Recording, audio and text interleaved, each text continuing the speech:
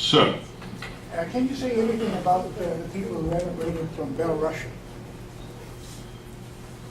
Can I say anything? The question is can I say anything about the people who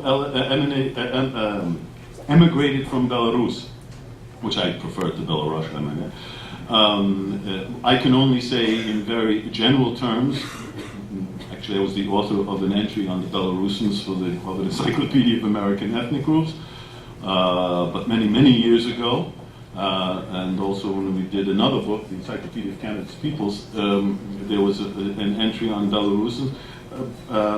Belarusians in general, unlike Ukrainians, but similar to the development in the homeland, have not necessarily had a very high sense of who they are, and very easily associate with Russian communities, both in North America and in Canada. There, of course, was one important Belarusian emigre writer here in Toronto. His daughter is this Zinyak, who works for the Ethnic TV or whatever it's called. But there's not much of a Belarusian presence, and has never been a strong one in either the United States or Canada since their sense of identity and distinctiveness from the greater Russian world has never been even remotely as developed as it has been among Ukrainians. So that's really about all I can say on that particular subject. Dr. Gregorovich. Over the last decade or so, I've noticed that a great number of people that are of Jewish origin, they used to always call their origins as Jewish Russian. They have started to switch from being Russian to Ukrainian. And one example, for example, was Steven Spielberg, the director, who said that he felt at home when he went to visit Ukraine. Can you say a word on that? Yeah, well, I think the answer to that is somewhat easy. Is a somewhat easy one. Ukrainians have been remarkably successful. This has been one of the most successful ethno-linguistic groups in the world. This is like I always like to say, and I'm not being facetious here. You stop and think about it. 150 years ago, Ukrainians didn't exist. I mean, of course they existed, but most Ukrainians didn't know that they were Ukrainians. And most people who lived around them didn't recognize them as Ukrainian.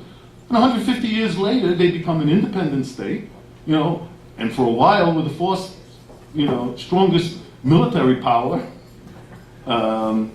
Ukraine now exists.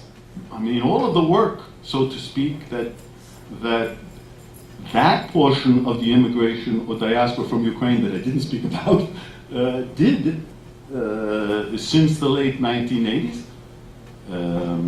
Has resulted in, whether you contributed to the creation of an independent Ukraine, of course you didn't, that's a different story, but your goals have been achieved. You're a known quantity. By the way, with becoming a known quantity becomes responsibility. But part of that is, in fact, yes, without question, there is a state of Ukraine. Everyone knows about it because there's an Olympic team. There are boxers in Germany whose portraits are on the equivalent of Kellogg's cereal and who present themselves as being from you. People know about Ukraine, let alone this little Orange episode a couple years ago that placed it on the screen, literally on the screen of many people.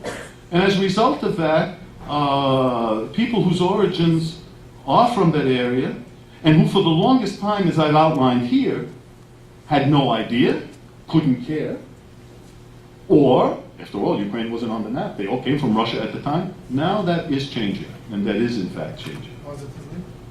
Positive development.